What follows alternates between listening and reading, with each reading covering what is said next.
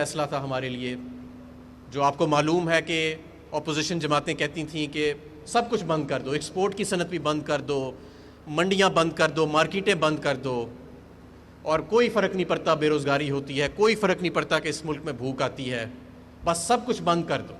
اور یہاں تک کہا جاتا تھا کہ وزیر اعظم پہ اور ان کی ٹیم پہ FIR کاٹی جائے گی جتنی اموات ہوئیں گی کووڈ کی۔ یہ وہی لوگ کہتے تھے جو آج گلی گلی چوک چوک میں جلسے کرتے پھر رہے ہیں۔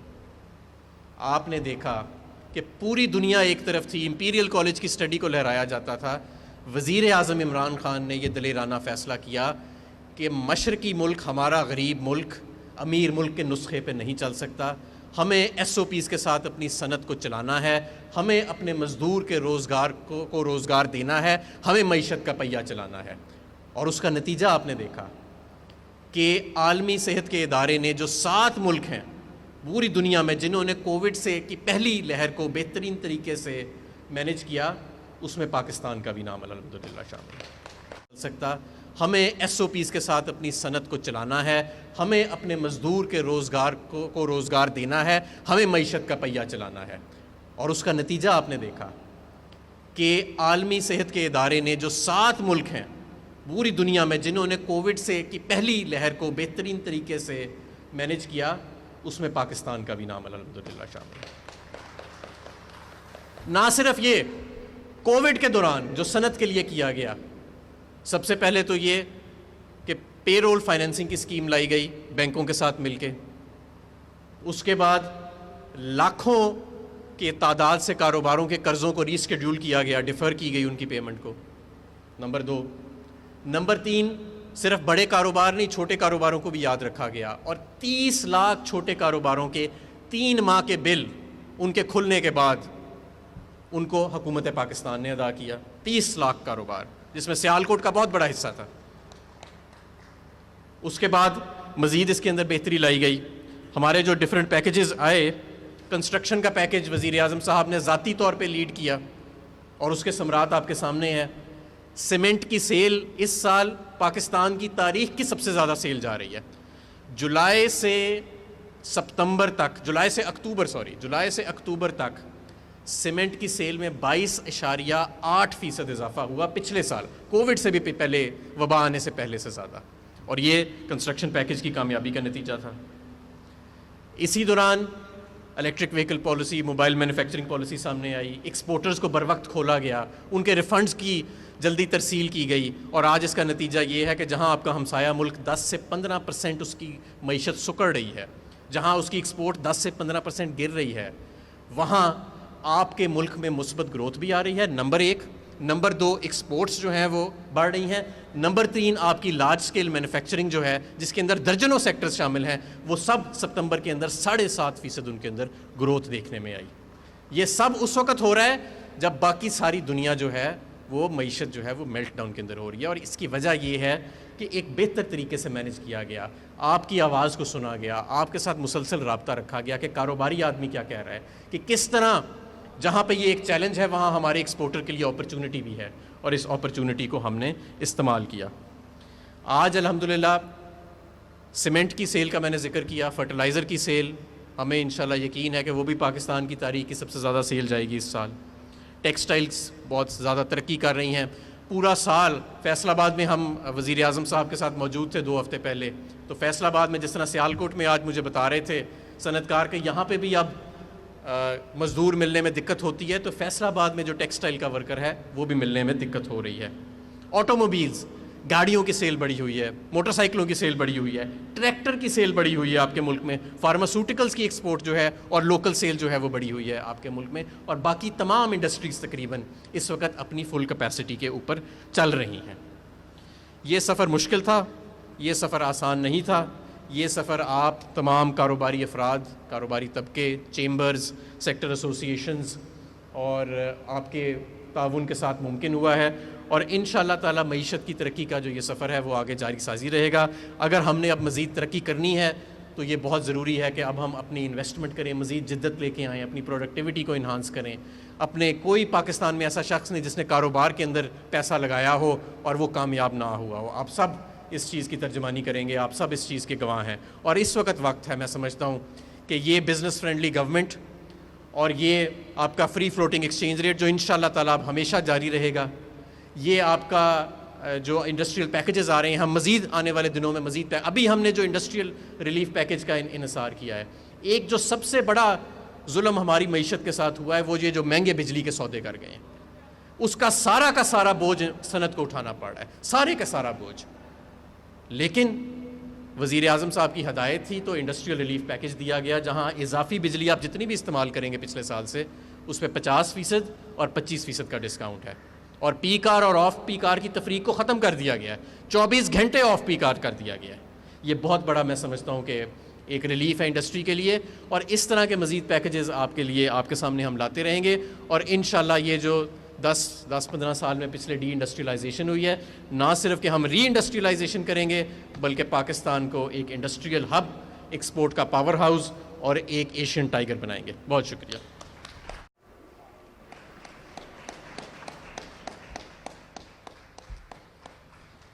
شکریہ. بسم اللہ الرحمن الرحیم. ایاک نعبد و ایاک نستعین. میں آج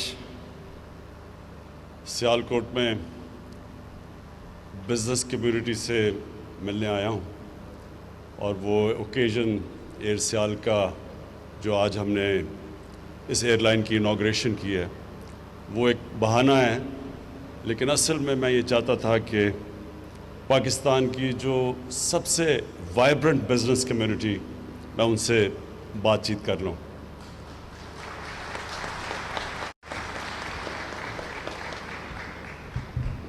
پہلے تو یہ ایئرپورٹ بنایا, یہ بھی پاکستان میں کسی شہر نے خود ہی پیسے جمع کر کے اتنا شاندار ایئرپورٹ اور اتنے کم پیسے پہ کوئی ایسا ایئرپورٹ نہیں بنا. تو پہلے تو میں یہ بڑی دیر سے بنا ہوا ہے, لیکن آج اس کی بھی مبارک دیتا ہوں. اور اس کے بعد ایئر سیال کی کہ یہ بڑا زبردست انیشیٹو ہے آپ کا, یہ جو اپنی ایئر لائن بنانا ہے. یہ ایک بزنس کمیونٹی جو سمجھتی ہے کہ کیسے بہتر چلا سکتی ہے, ایئرپورٹ کیسے بہتر چلا سکتا ہے, ایئر لائن بہتر کیسے چلا سکتی ہے. یہ آپ کا جو انیشیٹو ہے, یہ جب میرے پاس جب آپ نے مجھے بتایا بھی اس کا, تو میرے میں کوئی شک نہیں تھا کہ اس سے پاکستان کا ہر طرح فائدہ ہے. ایک تو سیالکوٹ کے لوگوں کا فائدہ ہے اور اس میں پوٹینشل ہے, کیونکہ میرے خیال میں انشاءاللہ آنے والے دنوں میں سیالکوٹ ایک ابھی بھی جتنا بھی ایکسپورٹ کا ہب ہے, اس سے بہت بڑا یہ ایکسپورٹ کا سارے پاکستان کا سینٹر بننے جا رہا ہے. تو اس کے لیے آپ کو ایئر لائن کی ضرورت ہے اور پڑھنی تھی آگے. تو یہ ایک ابھی تو آپ کی شروع ہے, لیکن میرے میں کوئی شک نہیں کہ جس طرح آپ نے یہ اپنا ایئرپورٹ چلایا اسی طرح آپ ایئر لائن چلائیں گے, کمپٹیشن پیدا کریں گے. ہماری پی آئی اے کے لیے بھی ایک کمپٹیشن ہوگی کہ وہ جب دیکھیں گے کہ ایک ایفیشینٹ ایئر لائن چل رہی ہے, کم خرچے پہ چل رہی ہے, اچھی سروس دے رہی ہے, تو پی آئی اے کے اوپر بھی پریشر پڑے گا, اور جو بھی ایئر لائن پاکستان میں آئے گی ان سب پہ پریشر پڑے گا. ایفیشینٹ ہوں گی, پاکستان کا فائدہ ہوگا. اس کے بعد ابھی حماد اظہر نے بڑی ڈیٹیلز میں بات کی کہ یہ بڑا مشکل ٹائم تھا ہمارے لیے. یہ جو کرونا کا جب ساری دنیا میں آپ دیکھ رہے ہیں, یہ ایک وبا جب پھیلی تو ساری دنیا میں ایک بڑا مشکل فیصلہ کرنا تھا کہ آپ جب لاک ڈاؤن کرتے ہیں, اور جو بہترین طریقہ ہے اس وائرس کو روکنے کا وہ لاک ڈاؤن ہے. کیونکہ جب لوگ زیادہ جمع ہوتے ہیں اور جب ماسک نہیں پہنتے, اور جو آپ میں سے ماسک نہیں پہنتے, میں آپ کو بار بار تاکید کرتا ہوں یہ ماسک سب پہنیں. اس کی وجہ ہے, اس کی وجہ یہ ہے کہ اللہ نے ہمارے پہ بڑا کرم کیا. جو پہلے ویو کے اندر پاکستان جس طرح کرونا وائرس سے نکلا ہے, ہماری کوشش تھی, عوام نے ہمارے ساتھ پوری طرح تعاون کیا, اور پھر اللہ کا کرم ہوا کہ ہم آج جو نکلے ہیں, جس طرح حماد نے کہا, WHO نے کوئی 7 ملک بتائے ساری دنیا میں جو سب سے بہترین طریقے سے کرونا وائرس سے جنہوں نے نیگوشیٹ کیا, نیویگیٹ کیا, کہ اپنی اپنے لوگوں کا روزگار بھی بچایا، اپنی بزنسز بھی بچائیں اور لوگوں کو کورونا سے بھی بچا لیا۔ یہ بڑا مشکل کام تھا کیونکہ بار بار تاکید ہو رہی تھی کہ ہمیں لاک ڈاؤن کرنا چاہیے، اور افسوس سے کہنا پڑتا ہے کہ وہی اپوزیشن جو میرے اوپر تنقید کر رہی تھی کہ میں پوری طرح لاک ڈاؤن نہیں کر رہا اور ہندوستان کی مثال دیتی تھی کہ نریندر مودی نے دیکھیں کتنا زبردست ہندوستان میں لاک ڈاؤن کیا، وہی آج جلسے جلوس کرتے پھرتے ہیں جبکہ کرونا کے کیسز بڑھ رہے ہیں، اور ہم بار بار لوگوں کو کہہ رہے ہیں کہ یہ سردیاں اگر ہم نے یہ صحیح معنی میں احتیاط نہ کی، یہ سردیاں بڑی مشکل ہمارے لیے ہوں گی۔ جس طرح ساری دنیا میں آپ دیکھ لیں، امریکہ کے اندر آج ہر 4 دنوں میں اتنے لوگ کرونا سے مرتے ہیں جتنے ابھی تک 7 مہینے میں ہمارے اللہ کا شکر ہے نہیں مرے، یعنی اتنی تیزی سے وہاں پھیل رہی ہے۔ اور کیلیفورنیا میں پورا لاک ڈاؤن کیا ہوا ہے انہوں نے، انگلینڈ کے اندر انہوں نے بڑے اسٹرکٹ لاک ڈاؤن کیا ہوا ہے، اٹلی میں کیا ہوا ہے۔ تو ہم ابھی سے اگر احتیاط کریں جس طرح ہم نے پہلے کی تھی تو یہ سردیوں میں ہم اپنے ملک کو بچا سکتے ہیں، اپنی انڈسٹری کو بھی بچا سکتے ہیں اور اپنے لوگوں کو بھی بچا سکتے ہیں۔ تو اس لیے میں آپ سب کو بار بار تاکید کروں گا کہ سب سے آسان طریقہ اس وائرس کو روکنے کا یہ ماسک ہے۔ اچھا، میں پھر سے اب جو حماد نے باتیں کی میں اس سے آگے جاتا ہوں۔ دونوں منسٹرز حماد اظہر اور رزاق داؤد، انہوں نے بڑا زبردست بزنس کمیونٹی کے ساتھ انٹریکشن رکھا ہے، مسلسل یہ ان سے انٹریکٹ کرتے ہیں، پوری مجھے فیڈ بیک دیتے ہیں، جو بھی بزنس کمیونٹی کے پرابلمز ہیں وہ ہمیں بتاتے ہیں، اور ہماری پوری کوشش ہے کہ بزنس کمیونٹی کو پورا انکریج کیا جائے تاکہ پاکستان میں پھر سے انڈسٹریلائزیشن شروع ہو۔ آج سے 50 سال پہلے 60s کی دہائی میں پاکستان نے سب خطے میں سب سے تیزی سے انڈسٹریلائز کر رہا تھا۔ ہماری جو انڈسٹریل پروڈکشن تھی وہ کئی ایشین ٹائیگرز کی ملا کے پاکستان کی ان سے زیادہ تھی، اور پاکستان جس طرح آگے بڑھ رہا تھا، اگر غلط پالیسیز 70s میں نہ ہوتی تو پاکستان کی انڈسٹری کہاں سے کہاں پہنچ جاتی، لیکن بدقسمتی سے جو پالیسیز تھی وہ اینٹی بزنس اور اینٹی انڈسٹری تھی۔ یہ اس کے بعد اب یہ پہلی آپ کے سامنے گورنمنٹ آئی ہے جس کی اب پالیسی ہے پاکستان کو انڈسٹریلائز کرنا، جس کی اب پالیسی ہے کہ ہم نے اپنی بزنس کمیونٹی کو انسینٹیوز دینے ہیں، ان کی رکاوٹیں ختم کرنی ہیں، ان کے لیے جو فریز یوز کیا جاتا ہے ایز آف ڈوئنگ بزنس، ان کے لیے ہم نے کرنی ہے تاکہ انویسٹمنٹ بڑھے۔ اور یہ ہم نے کیوں کرنی ہے؟ کیونکہ میری گورنمنٹ کا جو سب سے بڑا مقصد ہے وہ یہ ہے کہ اس ملک میں غربت کم کی جائے، لوگوں کو غربت سے نکالا جائے، جو نچلا طبقہ اس وقت ہے اس کو اوپر اٹھایا جائے، اور جو علاقے پیچھے رہ گئے ہیں، جو بھی پاکستان میں علاقے پیچھے رہ گئے ہیں ان کے اوپر خاص توجہ دی جائے۔ مثلا جی بی ہے، گلگت بلتستان پیچھے رہ گیا، ہمارا جو فاٹا ہے، جو مرج ڈسٹرکٹس ہیں، جو پرانا قبائلی علاقہ ہے وہ پیچھے رہ گیا، بلوچستان پیچھے رہ گیا، پنجاب کی جو ڈسٹرکٹس ہیں، جو چیف منسٹر کی ڈسٹرکٹ ہے ڈی جی خان، اور اس پہ ان کا جو علاقہ قبائلی علاقہ ڈی جی خان کا، وہ سب سے پیچھے رہ گیا۔ تو سب سے پہلے تو جو ڈیولپمنٹ ہو وہ ہمیشہ انکلوسیو ہوتی ہے، کبھی بھی ایک چھوٹے سے علاقے کو آپ ڈیولپ کر لیں اور باقی ملک پیچھے رہ جائے، وہ ملک ترقی نہیں کر سکتا، اور وہ بھی ملک ترقی نہیں کر سکتا جدھر ایک چھوٹا سا طبقہ امیر ہو جائے اور باقی لوگ غریب ہو جائیں۔ سو جو ڈیولپمنٹ ہوتی ہے وہ انکلوسیو ہوتی ہے۔ اس کے لیے جو ہمارے سامنے ماڈرن ایرا کے اندر جو ماڈل ہے وہ ہے چائنا کا۔ چائنا نے جو 30 سال میں کیا ہے، انہوں نے اپنے نچلے طبقے کو اوپر اٹھا کے ایک اکنامک جائنٹ بن گیا، 70 کروڑ لوگوں کو 30 سال میں 35 سال میں انہوں نے غربت سے نکالا ہے۔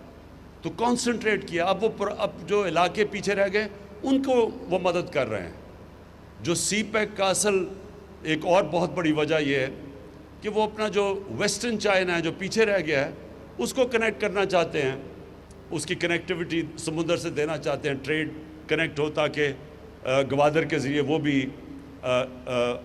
وہ ان کے لیے اپنا سامان آسان ہو بیچنے کا دنیا کو, تو وہ اس کو ڈیولپ کرنا چاہتے ہیں. ایک یہ وجہ ہے سی پیک کی. تو ہم نے بھی اب پوری کوشش کرنی ہے کہ اپنے وہ جو علاقے پیچھے رہ گئے ہیں جدھر احساس محرومی بڑھتی جا رہی ہے ان کو اوپر اٹھائیں, اور اپنے جو غریب لوگ ہیں, جو کمزور لوگ ہیں, ان کے لیے پوری اب جو پالیسیز بنائیں جس میں احساس پروگرام پاکستان کی تاریخ کا سب سے بڑا پروگرام ہے. ان حالات کے اندر بھی جب ہم پیسہ خرچ کر رہے ہیں کہ نچلے طبقے کی مدد کریں اوپر آنے کے لیے, لیکن اس سب کے لیے ویلتھ کریشن کی ضرورت ہے. جب تک ہماری ملک کی دولت نہیں بڑھے گی ہم غربت لوگوں کو نہیں نکال سکتے. جو چائنا نے بھی یہ کیا, انہوں نے ساتھ ساتھ انڈسٹریلائز کیا, اسپیشل اکنامک زونز ڈیولپ کیے, ایکسپورٹ زونز, باہر سے انہوں نے ساری دنیا سے انویسٹمنٹ اٹریکٹ کی ان زونز کے اندر. ادھر انہوں نے پھر پہلے باہر کی کمپنیز یہاں کے انویسٹ کیا, پھر چائنیز کمپنی اوپر آنی شروع ہو گئی.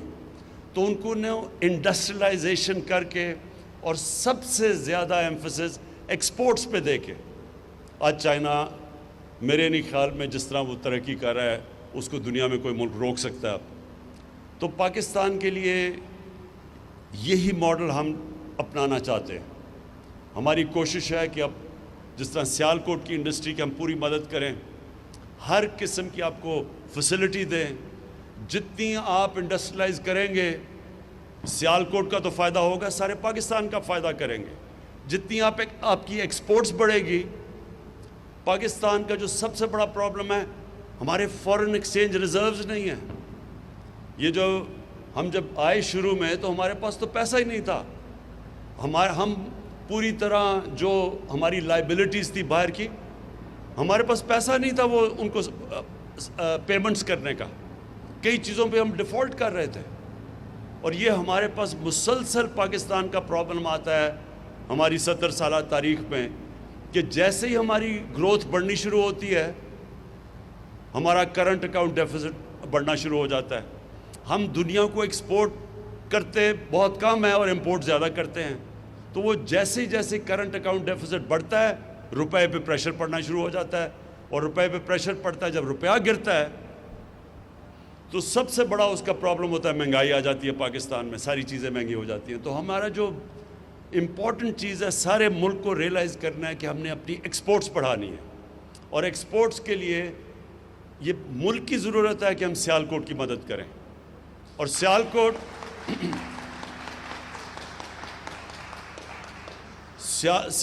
میں اور یہ جو ساری ٹرائنگل ہے, گجرانوالہ, گجرات, وزیر آباد, سیالکوٹ, یہ سارا جو علاقہ ہے یہ ایک تو ایکسپورٹس کے لیے ہمارے لیے سب سے بہترین علاقہ ہے جس کی اگر ہم مدد کریں, یہ اور کراچی اور فیصل آباد, یہ سب سے بہتر ہمارے لیے کہ اگر ہم ان کی مدد کریں گے تو ملک کا فائدہ ہوگا, ایکسپورٹس بڑھیں گی. اور دوسری چیز کہ اسمال اور میڈیم انڈسٹری سب سے زیادہ روزگار دیتی ہے ملک میں. ہمارا یہ بھی بہت بڑا مسئلہ ہے. ہمارے پاس ایک نوجوان آبادی ہے اور ہمیں مسلسل ان کے لیے نوکریاں کریٹ کرنی ہیں, اور وہ نوکریاں انڈسٹری سے ہوتی ہیں, اور خاص طور پہ اسمال اور میڈیم انڈسٹری. اس کے لیے میں آپ کو صرف یہ آج بتا دوں کہ حماد اظہر اس کو ہیڈ کر رہے ہیں, اور اب میں پرائم منسٹر آفس کے نیچے ہماری اب پوری کوشش ہے کہ جو مشکلات, رکاوٹیں اسمال اور میڈیم انڈسٹری کو ہیں وہ اب پرائم منسٹر کا آفس اور اس کے نیچے یہ حماد پوری ٹاسک فورس, پوری کوشش یہ ہے کہ اب ہم رکاوٹیں ان کی دور کریں, آسانیاں پیدا کریں اپنے اسمال اور میڈیم انڈسٹری کے لیے. اور میں جو آج اناؤنس بھی کروں گا بعد میں جو ہماری اگلی فنکشن ہے کہ یہاں ہم ایک state of the art university بنا رہے ہیں. ایک ہم نے بنائی تھی جو ہماری گورنمنٹ کی, یہ پختونخوا میں جب ہماری گورنمنٹ تھی, بہت بڑی اچیومنٹ ہے. ہری پور میں ہم نے ایک آسٹریا